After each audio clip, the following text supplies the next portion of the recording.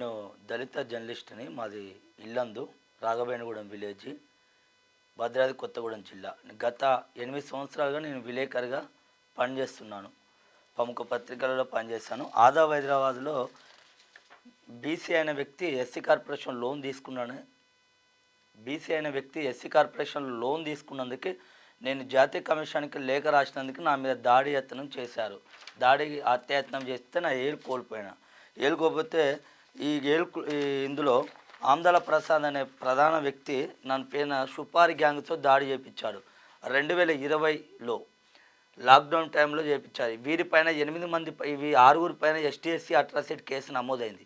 ఈ కేసు నుంచి తప్పించుకోవాలనే క్రమంలో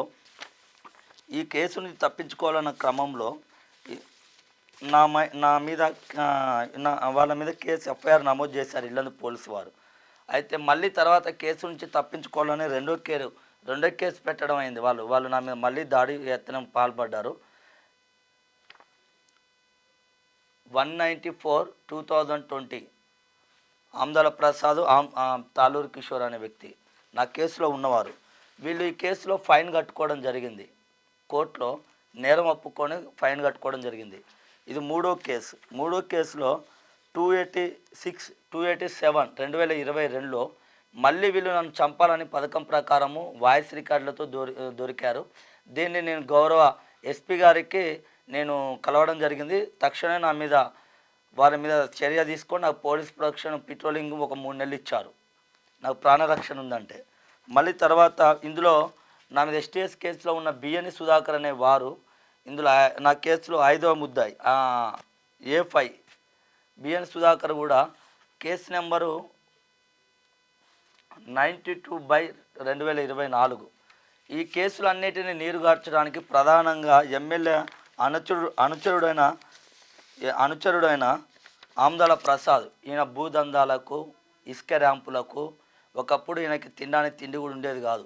ఈయన బీసీ లోన్లు, అప్పుడు ఉన్నటువంటి బీఆర్ఎస్ పార్టీ ఎమ్మెల్యే అండదండలతోని, కోరం కనకయ్య అండదండలతోని ఈయనకి ఎస్సీలకి రావాల్సిన లోన్ని బీసీ వ్యక్తికి కోరం కనకయ్య గారు ప్రధాన అనుచరుడు కాబట్టి ఇప్పించడం జరిగింది. ఈయన కాంగ్రెస్లో గెలిచి బీఆర్ఎస్కి వెళ్ళినాక ఈయన రౌడీ రాజ్యాన్ని, ఈయన దందాలకు అన్నిటికీ అనుచరులను పెంచి పోషిస్తూ ఉంటాడు. ఈ అనుచరుడికి లోన్ ఇప్పించడం వల్ల మనం ఏమైతే వెలుగులోకి రాయడానికి వార్త రాశామో, ఈయన భూ కబ్జాలు, దందాలు, ఈయన ఉద్యోగాలు ఇప్పిస్తానని చాలా స్కాములు చేశారు. కొయ్యగూడెంలో కోల్దందా గురించి వార్త సేకరణ చేశాను. బయల్టీసీ గురించి బయ్యారంలో దాని గురించి కూడా నేను వార్త సేకరణ చేశాను. ఇదే విధంగా ఈ మధ్యకాలంలో పీడిఎఫ్ రైస్ దందా చేస్తాడు. ఈయన కాను ఎమ్మెల్యే భార్య లక్ష్మికి చాలా దగ్గర సంబంధాలు ఉంటాయి. నెలకి వచ్చేసి ఇక్కడ ఉన్నటువంటి లారీలను ఇక్కడ నుంచి తరలించడానికి ఎమ్మెల్యే భార్యకు నెలవారీ 5 లక్షల రూపాయలు సుమారు ఇస్తున్నట్టు నాకు ఒక ఆధారం సేకరించిన క్రమంలో ఈ ఎమ్మెల్యే కోరం కనకయ్యకి సన్నిహితంగా ఉండే ఒక చిట్టిబాబు అనేటోడు ఉంటాడు. ఆ చిట్టిబాబు అనేటోడు కోల్ బోకర్. ఆ చిట్టిబాబు కోల్ బోకర్ ఏం చేస్తాడంటే సుఫారీ గ్యాంగ్ని తయారు చేస్తాడు. ఈ సుఫారీ గ్యాంగ్ మొత్తము గంజాయికి అన్నిటికీ వ్యసనం చేస్తాడు. ఈ చిట్టిబాబు అనేటోడు గంజాయి, రౌడీ షీటర్లని, చిల్లరగాళ్ళని పెంచి పోషించుకుంటూ వీళ్ళకి అండదండలు, నాకు ఎస్పీ తెలుసు, డిఎస్పీ తెలుసు, డిఐజీ తెలుసు అని కోల్ మాఫియాలు వీళ్ళ కనకయ్య అనుచరులకే పడక ఈ మధ్యకాలంలో ఫ్లెక్సీ తగలబెట్టడం జరిగింది క్యాంప్ ఆఫీస్ ఎదుట. ఈ ఫ్లెక్సీలో రౌడీ షీటర్లు ఉన్నారని, ఈ రౌడీ రాజ్యం అవుతుందని నేను వార్త రాసినందుకు ఈ కనకయ్య ప్రధానంగా మనం ఎమ్మెల్సీ ఎన్నికల్లో నేను మల్లన్న గారికి చాలా యాక్టివ్గా పనిచేశాను. ఇది జీర్ణించుకోలేక కోరం కనకయ్య తన అనుచరులతోని వాళ్ళ భూ కబ్జాలను, దందాలను వాటన్నిటిని నేను వెలుగులోకి తీస్తున్నాను ఒక జర్నలిస్టుగా. ఇలాంటి జర్నలిస్టు ఎవరు కానీ నోరు మెదపొద్దని ఈయన ఏం చేస్తారంటే సుఫారీ గ్యాంగుతో నా పైన అక్టోబర్ 17వ తారీఖున సుఫారీ గ్యాంగుతో నా మీద దాడి చేయించారు. దీనికి సంబంధించి నేను జాతీయ కమిషన్ని, ఎస్సీ కమిషన్ని, ఇటుపోతే కేంద్ర సహాయ శాఖ మంత్రి బండి సంజయ్ గారిని కూడా కలిశాను. వీరందరూ కూడా ఎస్పీ గారికి లెటర్ ఇవ్వడం జరిగింది. ఎస్పీ గారికి కూడా మల్లన్న గారు ఎమ్మటే ఫోన్ చేయడం జరిగింది, తీర్మార్ మల్లన్న గారు. ఇది అంతా ఇలా ఉండంగా ఇప్పుడు 5 కేసులు వాళ్ళ అనుచరుల మీద ఉండేసరికి ఈ అనుచరుల నుంచి తప్పించుకోవాలంటే నన్ను హతమార్చాలన్న పథకం ప్రకారము 5 కేసులు ఉన్నాయి కాబట్టి నన్ను హతమార్చితే కేసులన్నీ నీరు గారిపోతాయి.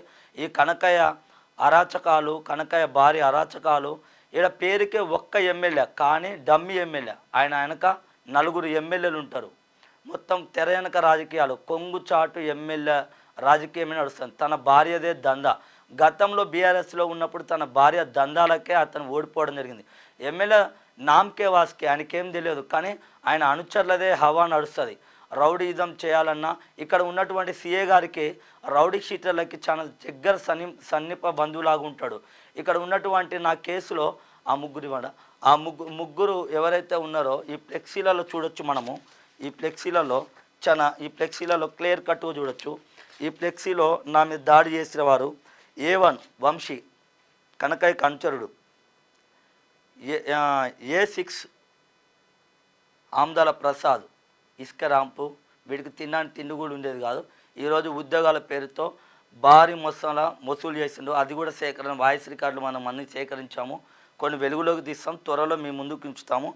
ఇది A7 గడ్డం అనిల్ అలియాస్ దూడ. A6 వీడు వేరే ఊరు నుంచి వచ్చి కోరం కనకయ్య తమ్ముడి పేరుతో అక్కడ చాయ్ హోటల్ పెడతాడు. వీడి పేరు మాలోత్ నాగేశ్వరరావు అలియాజ్ తామ్రే. వీడిని తామ్రే అంటారు, అంటే అక్కడ మాటలు ఇక్కడ మాటలు చెప్తారు కాబట్టి. వీళ్ళు ముగ్గురు 5గురిని నా మీద దాడి చేసిన 8 మంది అయితే మొత్తం సుఫారీ గ్యాంగ్తో పెంచి పోషించిన ఈ ముగ్గురు నా హత్యాయత్నం జరిగే రోజు వీళ్ళిద్దరు నా పక్కనే ఉండి నా వెనక ఫాలో అయ్యారు. వీడు నన్ను చంపాలని 15 రోజుల క్రితం 20 రోజుల క్రితం మా ఇంటి అమ్మడి తిరుగుతాడు ఆమ్దాల ప్రసాద్ కారేసుకొని. వీళ్ళ ఫోన్లు ట్రాప్ చేయడానికి ఇంతవరకు పోలీసులు ఎక్కడ సేకరించట్లేదు. పోలీసులకి సమీప బంధువు అయిన మాలోత్ నాగేశ్వరరావు కాబట్టి డిఎస్పి గారు, సిఏ గారు వీరికి పూర్తిగా రౌడీ షీటర్లకు మద్దతుగా నిలుస్తున్నారు.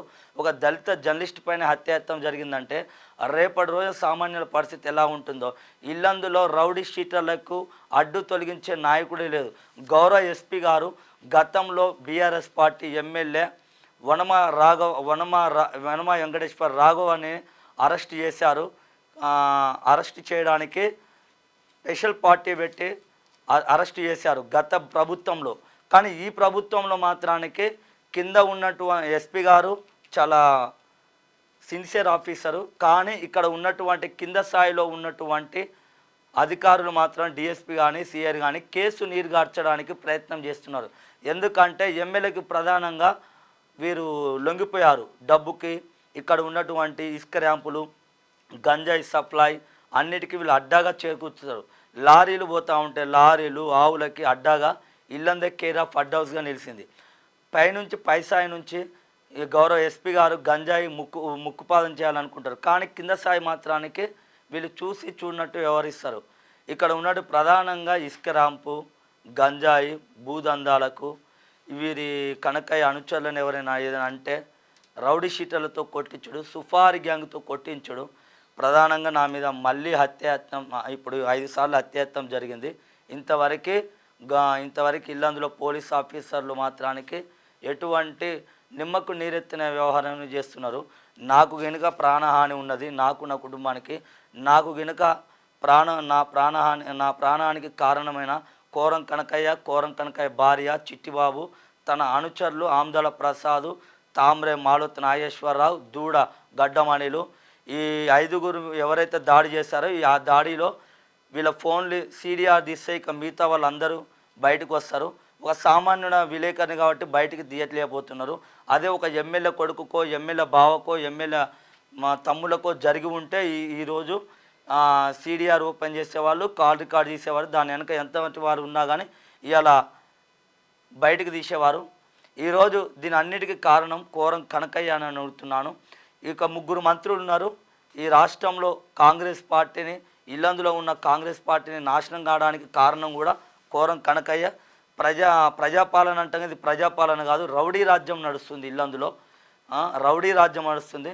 ఎవరిని అడిగినా చెప్తారు.